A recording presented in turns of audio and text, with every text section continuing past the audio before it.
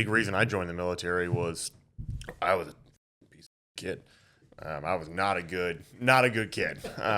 Man, got arrested twice in the same week, and was still in continuation high school at the time because I was kicked out of the Eagle Rock High School. Not a good kid. That's continuation high school. it's where they suspend you enough times that they literally remove you from high school, and they're like, but you have to attend some type of schooling in order to, continue on with your life. And so they send you to this like secondary school where all the bad kid goes. And that was me, continuation school. And I remember coming downstairs one day with preparing, like my dad liked to watch the news and have like a cup of coffee before he got his day going. And so I would wake up, get that started, turn on the news, watch the second airplane impact. And I was like, whoa, what's going on? And so that really was kind of like I guess the key like got put in the ignition. And then like once I started looking into it more, then it fully turned and the engine was started, and that kicked it off. Yeah. What did you get caught doing? I think we've talked about this before. Man, dude, I was a hustler from a young age. There is this college called Occidental College that was right next to Eagle Rock High School. Shout out to anyone that went there. I apologize between if the you went years there of like 2000 for these years. And I would go through during the cycle was I would go to high school. I would attend first grade, and that would be PE, so I'd get a workout in. Right after first grade, it would be homeroom, so they would check you in as attendance. You're there for the day. Immediately skip out on high school and go to Occidental, and I would take emblems off the back of cars, like take the emblems off of them, the little Mercedes or whatever it was. So these were like legit. I mean, like I remember back in the 2000s, that was kind of a big deal, or even the 90s. I remember, so these were like rich kids. They were like Hondas or any of them, or any of them. Oh, okay, yeah, I'd hit the whole college, okay. Like the whole parking lot, and then I would come back during lunch, and I would sell all these emblems to the Mexican kids that were in the Los Angeles school district, and they would glue them to their backpack. And so this was like my first understanding of like kind of supply and demand. Yeah. Where I was like, these stupid kids are gluing like a Honda Civic emblem to the back of their JanSport for like $40. I'm like, yeah, I'm going to go get 800 of them. I'll be right back. Mm-hmm. And so that was kind of the stop off. And then I ended up getting caught doing that. Don't do that, kids. Like that was not good. Yeah. ROI, not so hot on that. Not so good at the end. Yeah. So then you did that. And then it was like, you saw 9/11 happened. And what's kind of the impetus or, the trail then to get into the Army, or, what was that? It was pretty quick. I had noticed the towers got hit, and my dad had a conversation with me about it, and then I think a lot of us remember going to like the school the next day or the same day, and like there was a lot of confusion and asking, your teachers what's going on, and they had a lot of confusion. They didn't know. And I remember growing up that I wanted to be like this fighter pilot, and then I realized getting older that it wasn't really like something that I was interested in because it was so like separated. It wasn't like gun on gun, pilot on pilot. And so when 9/11 happened, it was really like, okay, well, I want to fight, or I want to at least be involved in it in some regard of this seemed like a kickoff point for the United States and like for my age range. And so I went and reached out to a recruiter. My dad brought me down to the Army. Remember, they had these big centers where it was like, all 4 or 5 like branches were inside of it. And so I went and talked to a couple of different branches, predominantly Army and Marine. And I ended up landing on Army side. And from there, I went into a delayed entry program. My birthday was November 3rd. I signed out November 7th and graduated March, I think, 26th. And I was in Iraq October 28th. So less than a year. So this was like 03. Did you graduate March 03? 03. Okay. Yeah. So like I was in 04. Oh, okay. Yeah. All right. Got it. Yeah. So you were like, okay. So you're like, yeah. So from time to sign, time to train, time to get to my unit, time to hit the desert. Yeah. 11 months. That's awesome. Yeah. It was fast. That's good shit. Yeah. I was very excited. Yeah. Was your dad pumped about that? Like, thank God he's joining with this piece of shit. Man. He was so pissed off at me, dude. Like I remember, when I got caught for those emblems, I'd imagine the cop was standing outside of my door, and he's like, "Yeah, your son's here. He messed up." And I could hear my dad on the phone being, "Leave his there," and I was like, "Oh."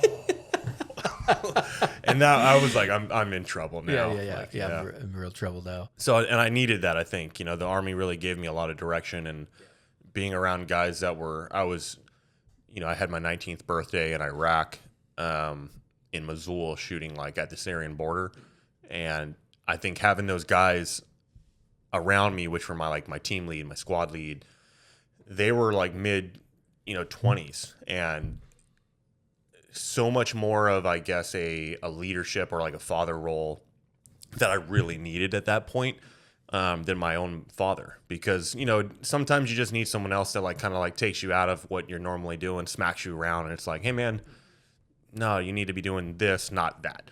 And so that really helped put me into a good path for the rest of my life. Yeah. What unit did you go to, or how was that, or where'd you go? 25th Infantry. Yeah. So I went to the 25th Infantry, 1st to the 25th, and then 321 Striker.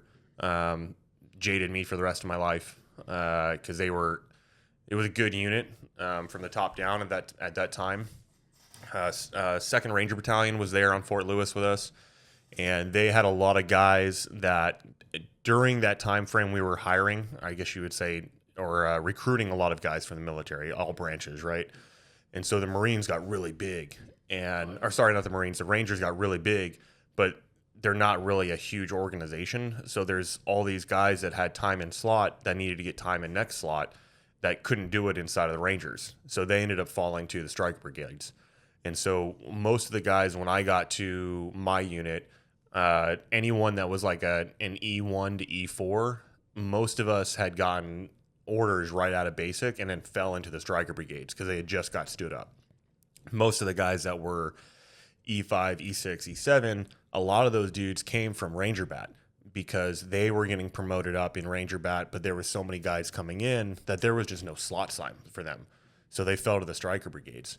And then when they ended up leading striker brigades, it was completely different than conventional military because they were so used to the way that the Ranger tempo was. That's kind of how it worked for us when we went into Mosul.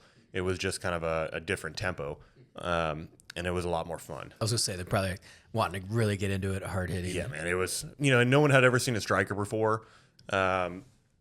Hummers, they're going 30, 40 miles an hour. Like Bradleys are going probably the same, and they're super loud. Striker shows up, and you've got this 8-wheeled vehicle that's going 60 to 70 miles an hour. You can throw a propane system into the turbo and make it go faster. There was ways of modding it. And you've got Ranger guys that are just like, they don't care. They're going to do what they want to do. And they've got this super fast truck that they can go hunt, and it's quiet. It was fun. It was a lot of fun. Yeah. Yeah. The Strikers, I remember seeing, we call it, they were Strikers for the Marine Corps, but they were the LAR. Yeah. We call them light reconnaissance vehicles or whatever. Yeah. A little bit different. A little bit different, but they were kind of the same concept. It was like 8 wheels or whatever. And they had the gyroscope system and all, or whatever, like for the guns. Yeah, because we didn't have a big gun like the Lav guys and like the LARs had. Like you guys had, I think, like a 20 or a 25. Something like that. The Bushmaster. Yeah, we only had 50s, Mark 19s, some medic units. So it was basically just kind of the vehicle itself, opposed to like, you got having the munitions in the turret. Yeah, when the Striker first got kind of created, it was meant to be like an all-inclusive system. Besides, at the time, I don't think we had any anti-air assets, so that was something that we needed on the outside. But the Striker was meant to kind of be like okay, here's the chassis. We can create a medic unit out of it. We can create a 50 caliber out of it. A Mark 19. We could throw a tow gun on top of it. So it was kind of like we felt somewhat special, I guess you could say, because I didn't have to call up someone else to like blow a building down. Like I already have a tow dude with me, and no one could keep up with us. So we were so fast. You felt kind of like different. Yeah. So what was it? All right. So then, I mean, it sounds like a fun kinetic deployment. 2004 Mosul was pretty kinetic. Yeah, exactly. Yeah. So like, what was your first days on ground? What was that first firefight? What was that like? That feeling? Like I remember my first time getting shot at. The excitement, you're like, what's going on? What's that feeling going in, man? Because we can definitely like go into like your deployment in Mosul in 04, because that's a significant time, that was kinetics, all that kind of stuff. Yeah. There was a couple of moments that are like, will always stand out to me. First week, getting off the bird when we landed in Mosul, we got to our fob, and I remember the first night, it's pitch black dark, and you're like looking out into Iraq. and all you see is just tracers like shooting up into the air, and you're like, holy fuck, like I'm going to that. Like that's holy shit. You know, that's a moment that I'll never forget. And we had done a support by fire where some M&P guys got military police got hit by a small arms ambush. We went there to support them and back them up and just really like kind of just be a show of force. And I was a saw gunner at the time through most of my career in Mosul. And so if you're a saw gunner, you're generally up out of the truck in an air guard position. And I remember rolling up on them. It was day, and I'm looking at the middle truck. There's a Hummer to my left and a Hummer to the right, and there's a middle truck, and there's a couple of Raggies. And I'm listening over this conversation with the M&Ps, and they're talking about like, hey, like we got to get the bodies in these bags, throw them on top of the hoods, which is what we did at the time. And one of the other sergeants was like, well, what do you want to do with the all over the place? And his response was like, dead. Looked at him and he's like, the dogs will eat it. And I was like, welcome to Iraq, man. So that was definitely like, an awake, I guess, like check, on the board, like you're not in Kansas anymore, Chris. So that was it. And then there was a couple of big firefights that I have on my Army awards. One of them that I like was a huge moment for me, and like I give a lot of credit to. I think he's like a 3-star now.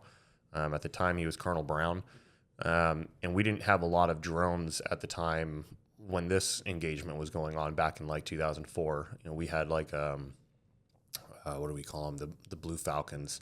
You like pulled them out of a tube, and the wings opened up, and you had to run real fast and toss them. 98% of the time they crashed, like generally right outside the wire. Blue Falcons. The buddy. But they're I know what you're talking about. I think it was a Raven or something. Raven. Like that. I think it was a Raven. Yeah. Blue Falcon. We called the Blue Falcon, buddy. Because it always crashed. And then you have to go get the thing. We were the same way all the time. They're like, it's sensitive equipment, and then you like, sure it is. And then you look at it, and it would cost like $100 at like Hobby Lobby to like put together. But it was the first like aspect of like a reconnaissance drone, and it was something that was new to us. And we did this QRF mission that was into, I think the town was called Palestine at the time. It was a really dangerous city, and we had a striker team that went in, and Palestine was like a 2-way road, big marketplace. And so they had gone in, hit an IED, and broke the front axles of the striker. And so for those that don't know, a striker is an 8-wheeled vehicle. The first two axles control the wheels, so the 4 tires actually steer. And they had snapped both of the front axles, so the truck couldn't really go anywhere. We got called in to get off of our mission to go help pick them up. And there's this huge like soccer field where the trucks are just like sitting out in the middle of it. And so we pulled in, and I remember hooking these trucks up, and our drivers are like, it's going to be really hard to get out because we're dragging this truck with wheels that are kind of like on the inside. So you're dragging these like 58-inch rubber wheels the whole way out of Palestine. Colonel Brown kind of came over the radio with some of his teams that they had a drone over the top, and that the whole entire city had kind of vacated. And there was a very large group of individuals that were ready to like kind of ball with us. And so as we hooked up and pulled out, it was one of the largest firefights of like our entire engagement trying to get out of this. And I just remember being a brand new like 19-year-old kid sitting on the inside of the striker, and I was all the way up all the way inside of the truck. So when a striker ramp comes up, you pack it all the way in. At the time, there was large bench seats. They've since changed the design of the truck. And so I was all the way on the inside of the truck next to another saw gunner. I don't remember why, but our team leads were up in the holes, which they just had rifles at the time. And when the fighting started, it was Sergeant, or he might have been Corporal Santana at the time, dude that I give like everything of who I am today to this guy. He definitely was a team lead that like shaped who I am. And I remember vividly, the fighting starts, RPG comes flying down and like shooting shoots, and Santana like pops his head down, and he's like, holy f***, they're shooting at us. And we're like, yeah, no shit, start shooting back. And so it was kind of like this surreal moment, you know, because like even though you're expecting it and you're training for it, you're just kind of still like, oh, like it's happening, like now it's happening. And so they started pounding off rounds, and it very quickly like became a realization that we needed more things than M4s up there. And so Santana came down, and they were like, "Hey, we need a saw gunner up."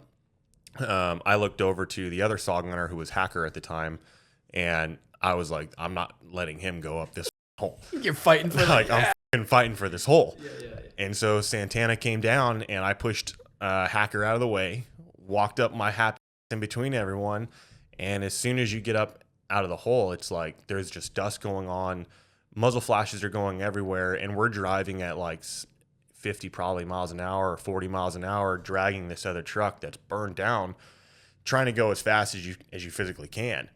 And I just remember ripping out my nutsack and putting, which is like a soft container for an M249, you know, carries like 100 rounds. Ripped out my nutsack, and I was like, the most common sense thing at this point in time is like, everyone start leaking me ammo. And so guys just started like trying to link up ammo and just keep the trigger pulling. And that was kind of like an experience of like, holy, like this can be real. Like there's a lot of dudes that really don't like us here. And so that was a big eye opening. There's a lot of those moments where those dudes have been there for a lot longer period, you know, than you have. So you're just another dude coming to their country to fuck around for a little while.